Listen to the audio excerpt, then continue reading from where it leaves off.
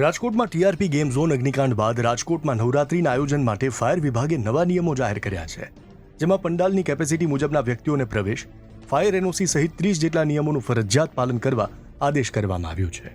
એક દિવસના દાંડિયા રાસ માટે પણ તમામ નિયમોનું ફરજિયાત પાલન કરવા આદેશ કરાયા. એ આયોજકોએ એન્શ્યોર કરવાનું થાય છે.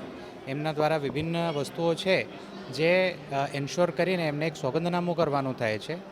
એ સોગંદનામું 4 નકલમાં એમને અમારી કચેરીમાં રજૂ કરવાનું રહેશે, જેની એક નકલ એમને પોલીસ કચેરીમાં પણ રજૂ કરવાની રહેશે. જ્યારે આ નિયમોને લઈ આયોજકોએ પણ સહમતિ બતાવી હતી. તમામ આયોજકો આ એસઓપીને સંપૂર્ણપણે અભ્યાસ કર્યો છે, તેમજ એમને એસઓપી બધી જ પૂર્ણ થાય એ રીતના અમારા પ્રયત્નો છે.